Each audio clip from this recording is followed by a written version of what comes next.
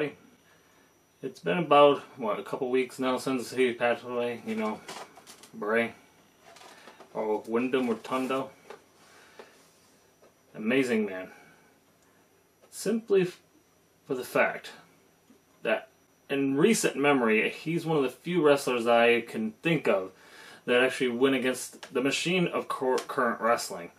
Like, he was willing to say what his piece was to the creative and actually push for it, to the point where he actually probably got released for it, like we all should know, and then he got brought back because he was so popular.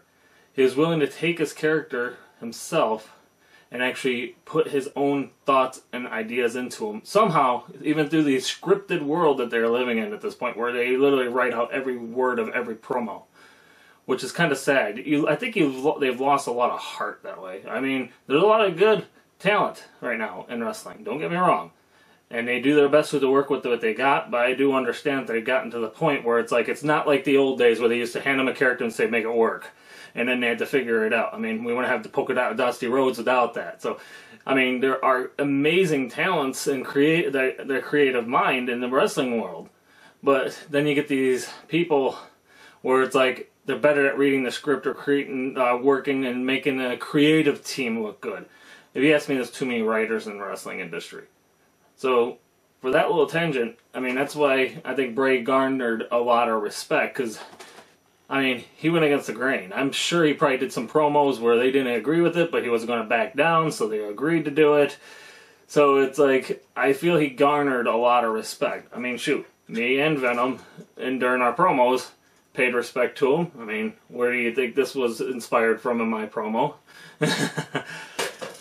But the world of wrestling lost an amazing character, amazing person.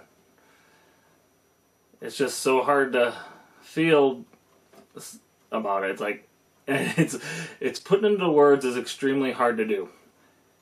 In the wrestling world, a lot of people criticize the idea of a character like, let's say, Bray Wyatt, the Fiend, and shoot, even The Undertaker falls into that line where they're more of a character and not an actual wrestler. They're more of a performer. I mean, don't forget back in the 60s, a lot of wrestlers, they were just themselves going out there competing gladiator style.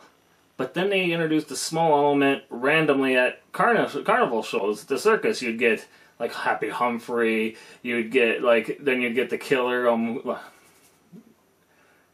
brain just had a brain fart, like Killer Kowalski.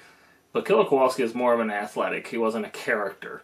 So I'm just trying to pull it out of my back of my head, because I know like Happy Humphrey, you got Haystacks Cologne, they're all big, heavy dudes. So it was like part of their sideshow appeal. But the sideshow appeal is where the character and performer comes in. It's like, how do you expect normal man to go against mythos?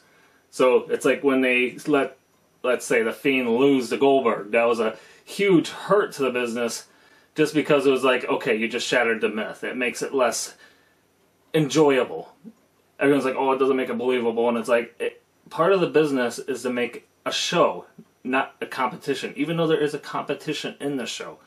That's what you got to do when you're watching the show. Is like, you can see who can perform the best, who can make it look the best, and who can take care of each other. Which, to my knowledge, Bray or Windom did a great job doing that. It's sad to see him go so soon. It's the Wyatt family just going one by one.